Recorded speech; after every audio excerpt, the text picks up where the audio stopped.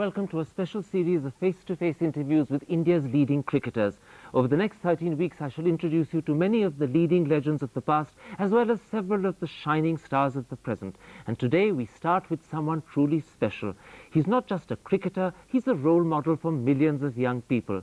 His name is synonymous with batting as it is with modelling, and when he's not chasing centuries, he is himself being chased. Well, if you haven't guessed who I'm talking about, the answer is Ajay Jadeja. Welcome to the program, Ajay. You come from perhaps the most illustrious cricketing family in the country. Your great-grandfather's brother was Ranjit Singh Ji, your grandfather's brother Dalip Singh Ji.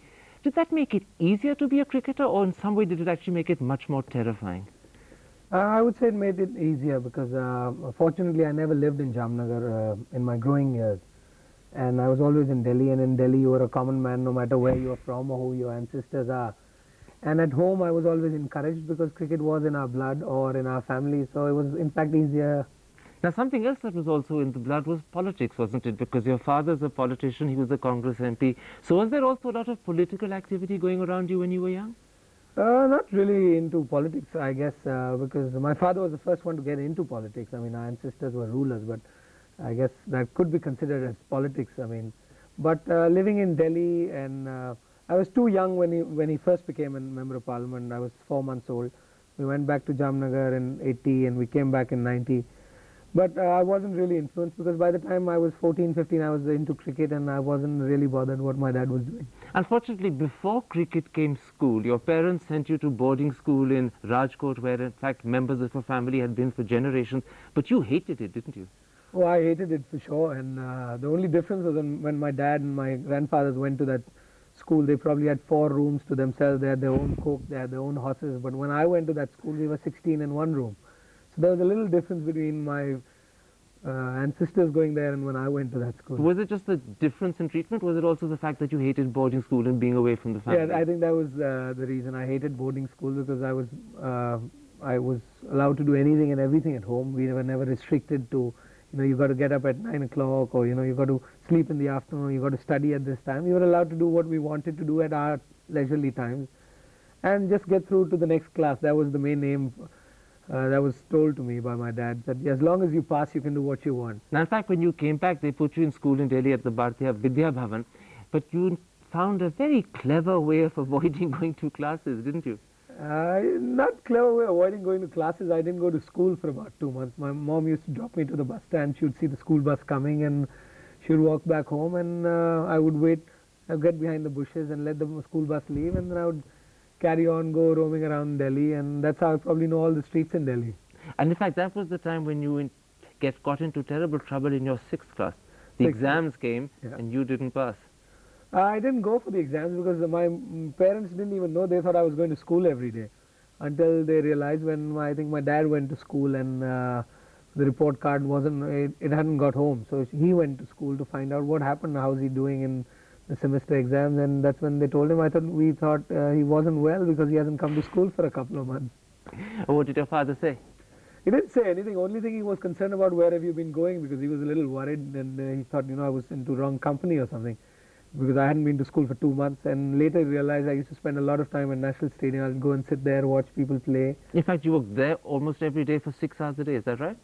I mean, I used to go for practice after I was caught. Then when my dad said, if you want to go there, why don't you go there after school? And then we met Mr. Gurcharan Singh on a tour with the parliamentarians. He went on a cricket tour to Gwalior. He was the coach at the National Stadium at the time? He was the coach at the National Stadium, and it happened to be then we were on a tour to Gwalior with the parliamentarians team, and I was traveling with my dad because he took me along, and that's when I met him, and he said, why don't you come and join the classes and start playing cricket? I mean, I was playing cricket, but it wasn't that serious. And was that when the ambition to be a national cricketer was actually born? I guess ambition started even before that, when we saw the '83 World Cup, and I was fortunate enough to be in England that time with my dad.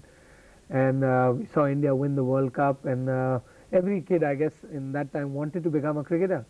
Now, in fact, Mr. Gurcharan Singh wasn't just the coach, he was also the person who helped you out when you got into trouble and failed the exams. He helped you get into your new school, didn't he? Yeah, that's right. I think I would have never got into Sardar Patel, and I must thank my stars that I changed from wherever I was and went to Sardar Patel, and I think that really changed my life. and I started enjoying that school, which was very rare. I never liked any school The because studies improved as well? studies improved as well. I mean, not drastically, but they improved a little. But the atmosphere was so great. I mean, there was a time that I would come back from an under 15 tour at 10 o'clock, and but 11 o'clock I'll be at the school. I mean, it was that great. I had such a great time in that school because you were allowed to do what you wanted. Not just me as a cricketer. I mean, cricket was probably we were allowed to do more things than the others. But I mean, my classmates now, somebody's a photographer, somebody's a dancer, somebody's working with a telecom company abroad. So we were all allowed to do the things we like to do. In fact, That's the great best thing one. about that particular school was that was the place where Kapil saw you for the first time and in fact chose you for the Haryana team, wasn't it? Well, I was playing for school. That's the time. Do you remember that first meeting with Kapil? I remember Kapil Dev from '83 World Cup as well, and But then he was a distant hero. What about when he came to school and saw you and chose you for Haryana? Do you remember how that happened? it actually happened at National Stadium. I mean, we were playing for our school, and he used to come there regularly. He started coming to National Stadium, I think around '85, and he used to come and practice there. And then Maninder Singh was playing with him, and Gursharan Singh used to play for India, and they probably had talked about me. And then he saw me play, and then one fine day he offered me at National Stadium, saying that would you like to come and play a match? So I thought it must be some game here, there, or X, Y, Z. And I asked him where, what. So he says, no, you go and ask your parents if it's okay, you want to come and play. So then I said, I don't have to ask them. I mean, Kapil Dev is asking you to play a game, and what else can you ask for? So he said, no, ask your parents, ask your coach. So I went up to Gurcharan Singh sir and I asked him, sir, is it okay to go and play with him? He says, it's okay, go play wherever, as long as you're playing cricket, it doesn't matter where you're playing. And after that, in fact, you did a lot of first-class playing, in particularly in all the trophies. There was a particular Wills Trophy in Jamnagar where, in fact, you went on to get the man of the match. But in fact, you got it for the wrong reasons, I gather. I must say you've done a great research somewhere.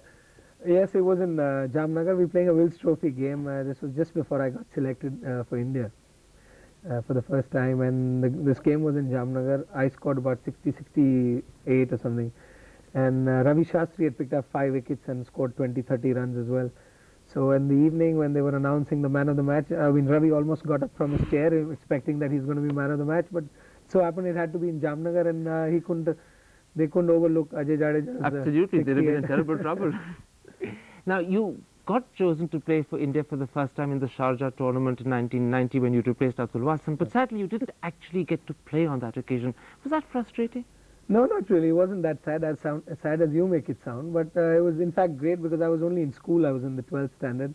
I'd done very well at the Wills Trophy. We'd just come back from Pakistan under 19 tour, and I'd done very well. And I was man of the match in the finals as well after that semi-final, and genuinely in Bombay. And I was the first standby on that tour, and we were in a camp in Bombay, and that's when Atul got injured. I thought it was a great opportunity just to be with the team. I got selected, so for me, I was an Indian player. Being selected was Being enough at that selected stage. was more than, I mean, I still remember, I still haven't got paid for that tournament. Probably Atul's got the check, and he's not even told the board that he wasn't on the tour. Now, in fact, a lot of the times in the early years, in fact, it seemed you were being selected as a replacement. You replaced Ravi Shastri at the '92 World Cup. You replaced Sidhu and W.V. Raman at the '94 Hero Cup. That lack of permanency in the side, was that difficult to take in the early years?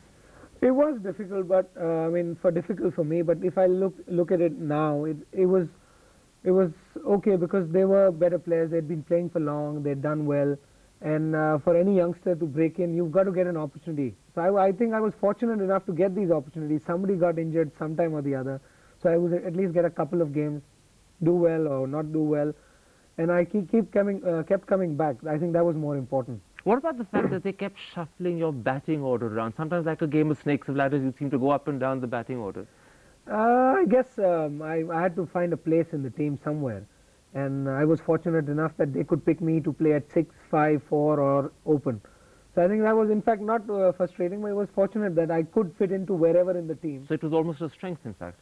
I guess that's been my strength. Otherwise, I wouldn't have been in the team for as long as I've been, because you do have rough times and then you're out of the team. But there was always a slot available for me because they probably didn't have an opener at one time, and then Sachin came to open with me, and then we opened for a while. Then Sidhu was unfit, so he came back. So they had to shift me somewhere. Either it was out in the reserves or probably at number 6. So I got an opportunity at 6. It was in the World Cup in '96 because I wasn't opening. I opened in the first game and then a couple of games, and then I didn't do well against the West Indies, so I was shunted back to 6, and then I did well. So while they were in fact moving you around the checkerboard, there used to be loads of articles in the early 90s that maybe Ajay's concentration sometimes lapses when he's got to 30 and 40 because you didn't seem to get as many centuries as people thought. And then suddenly, in 93, you began getting double centuries and more in the Duleep Trophy. What did you do to get the thing going? Nothing. I don't think I changed anything. I think just carried on playing. It just so happened that with age, I think you mature as a cricketer. And when I was in school, when you said 90, early 90s, when I was scoring 50s, 60s, probably I was satisfied with those because I used to go out there, make a brilliant 50. And suddenly then you became hungry for more. Yeah, because then I got into the team, so suddenly realized I can play for India, and I mean it's not very far, and then you start looking at it. In fact, I had a very bad year in 91. After the 90, I got selected. Then I probably thought, oh, this is it. I played for India, and that's all I wanted to do. You became lazy. Became lazy for a year, and then I started seeing my friends getting into the team, people around me moving ahead, and probably it made me more hungry. So every time I got in, I probably got a bigger score. Tell me something, how much of this is in fact mental attitude? Is it that which changed? I think cricket is, I would put it, it's all mental, very little physical. I mean, you would never see a world champion as fat as Ranatunga holding the World Cup. I mean, there's no other sport in the world. So in fact, the game is not won on the field, it's actually won in the minds of the players. I personally feel that. I don't know what others feel. And when then at the end, since 96, you've been a permanent member of the one-day side, but you haven't really still become a permanent member of the test side. Is that still a mental problem that you have to adjust to? As I said, if I feel cricket is mental, it has to be something to do with my mental state of mind when I play test cricket. Apart from that, I mean, there are different rules to the game, there are different demands to the game. Like you get tired over the 5-day period? Is that the problem with your test performance? I guess I could say that that's one of the reasons. It's 5 days, and it's not as intense as one-day cricket. I mean, although test cricket is the ultimate cricket, which, I mean, everybody wants to do well at test cricket, which I have not been able to do well. So is this something you want to tackle? Of course. I mean, if you're a cricketer, you want to play test cricket. Okay, let's take a break there. I want to come back in part 2 and Ajay talk about some of those magic moments on television that made all of us sit up and realize what a great cricketer Ajay Jadeja actually is. We'll be back in just a couple of moments. Stay with us.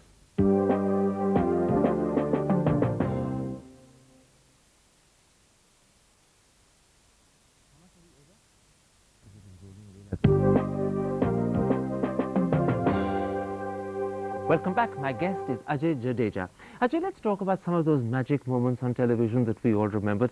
Perhaps the first was in 92 in Australia during the World Cup when you ran 15 yards to catch Alan Border. A terrific running, tumbling performance. But were you confident you were going to do it, or did you actually surprise yourself? Well, I did surprise myself at the end. I mean, because the time from where I saw the ball and I caught it, you don't get time to think, you know, are you going to catch it or are you not going to catch it? It's just that it's a reaction. You see the ball go up in the air. You've got to go for it. And finally, when I caught it, I was really surprised, actually. And then there was that other moment 4 years later, where again in the World Cup in Bangalore, when India was playing Pakistan, you scored 45 runs in just 26 balls. How much of that was grit and determination, and how much of that was Ajay responding to the cheering crowd? I think more was the cheering crowd, because I'd never done anything like that before. Even in school cricket, I can't remember, you know, thrashing bowlers around, because I'd always been an opening batsman till then. You know, I always wanted to be when I couldn't become one, but I was always an opening batsman, so I was a steady player who wasn't a guy who was going to hit much over the top. And that was the phase where I had to, you know, like I went up and down the ladder, so I was batting at 5, 6, even 7 and 8 at times. So it just happened and got into, it was the quarterfinals against Pakistan, a big game, and Bangalore is a great venue to play cricket. And I go in, and the team was in a strong position, actually. That's the reason you can go out there and do these things. We were only 2 or 3 down in the 42nd. Did you feel good as it was happening? Were you conscious that you were actually batting? Oh yeah, I enjoyed every moment of it. I mean, not after that, but even on that day, I think I've never had a greater day than that. There was, of course, those 3 games again in 1999, just last year, in Sharjah when you were captain, and India won all of them. Now, were those special moments that you really enjoyed? I think they were very special because as a kid you wanted to play for India, and the other desire that every kid has in this country, whether they say it openly or not, is they all want to be captain of India and probably win a World Cup. See Kapil Dev, and you know, that picture you still see everywhere. So every kid wants to do that, and I definitely wanted to lead India sometime, and it was a great opportunity. Came by and we won all the games. There was that game against England when there were, I think, just 3 overs left, and people thought that England was going to take it, and you suddenly brought yourself on as bowler and took 3 quick wickets. Was that a difficult decision to take? Not at that moment, but if somebody asked me would I do that again, I would never do that again because with so many things around, because there was 4 overs to go, 3 overs to go, and we had 2 overs of our main bowlers, and then we only had 1 over. Somebody had to bowl that over, and we discussed with amongst ourselves, and we said, look, if you guys bowl 2 overs, and probably the last over will have 5 runs, and there's no way a irregular bowler will be able to stop those 5 runs, but maybe at this time we can bowl with 5 runs, and you could even stop 4 runs in last over. But it so happened we got 3 wickets in that game, and the game got over in that over itself. So you took that decision actually on instinct. It is all an instinct, like I said about the catch as well. When you are on the ground, there aren't times where you can think of things. You just, what the instinct says, you do that. And in fact, therefore, those are moments when you're actually playing to your full potential. It's not moments that you've thought and planned and studied. There are people who think and plan, and I mean, somebody like Rahul, who's a very dedicated to cricket, he probably goes back to his room, watches his cassettes, he sees if he's done something wrong. But somebody like me, who's an instinctive player, I've never come back to my room and said, oh, how did I get out? I mean that's probably been my strength. I mean, Rahul's got his own strength, I've got my own strength, but You know, after those 3 games when you were captain, people said that he seems to have the leadership qualities, he's got the strategic brain to be captain. How do you judge your own performance over those 3 games? I'm not sure about what people say, because I mean, if somebody who's played the game and is part of the team, if they have something to say, then probably it matters. But So you discard the cricket commentators and the writers in the papers? I guess, because they've got their own thing to say. It's their job. They're supposed to say certain things at certain times, so they write what people want to read. Even when they're praising you? Of course, because they're only praising me because I won the 3 games. They never praised me before that. I'd led lots of teams before that. So, you know, if you'd lost, they would have said the wrong things about you. I mean, for my career, I've gone, I mean, not a long career, but over 10 years, people have said, oh, this fellow fools around, he jokes on the ground. This was in the beginning So you take them with a big pinch of salt? Yeah, it was the beginning of my career, and they said, you know, he's not serious about it. And like that game, then when you're talking about, they're saying, oh, it's his confidence, and he doesn't think about the game, and he takes it instinctively, and that's his strength. So I think it all goes with the result. If you had a great result, it's all good. You can't change a person. But you know, they were all predicting that you ought to be, you will be the new captain. And then when in fact they decided to drop and replace Azhar and they chose someone else, were you disappointed? Yes, of course. I mean, not disappointed totally, but you know, I done well. And Sachin had said he doesn't want to be captain anymore, and there wasn't anybody at that stage, and so I thought maybe I'll get to lead India. Do you think India should do what in fact Australia's tried and played around with, which is to have separate captains for the one-day team and a separate captain for the test team? It all depends on people who are running the game, and I think every country's got their own strategy, what they want to do, and it all depends. It's not just one person. I mean, the whole system has to work that way. If the system's going to work, we're going to have camps for one-day teams and test teams and things like that, then it's possible, but it all depends what the board thinks. So it's got to be well thought out decision, not something that's done on the cuff of the moment. Yeah, I think just making 2 captains is not going to make a difference, or just making 1 captain. Or it's got to be a system, because you just can't work with one man thinking I want to do this, and the other, the whole system is going the other way. Let's talk a bit about you personally. When you're not on the cricket field, it seems you're on the golf course. Do you really enjoy golf, or are you in fact doing what some people sometimes tease and say, following in couples' footsteps? No, I enjoy golf, and people can say what they want, but I just love golf. And do you play with him? I've recently started playing. And you beat him? Last couple of months. Oh, you can't beat him. I mean, even with the strokes, you can't beat him. So this is another area where couple remains guru for you. Yeah, he remains guru, but hopefully I'll overtake him in golf. I can't do that in cricket, so I must do it in golf. When are you going to do it by? He's 30, 38, 39. I'm only 29, so I've got 10 years to catch him. Now, people say that Ajay is very fluent with languages. They say you speak as many as 7. Is that the case? Not very fluently, but because of my mother being a Malayali, I speak Malayalam. My father's a Gujarati. I've lived in Delhi, so Punjabi comes easy. Play for Haryana, and you have teammates. You've been spending time with players from Bombay for years, so you pick up a little bit of Marathi. And so when you dream, do you dream in many languages, or do you dream in confusion? I think I dream in confusion. The image one has of you from television is of an extrovert, a jovial, fun-loving person, a partying person.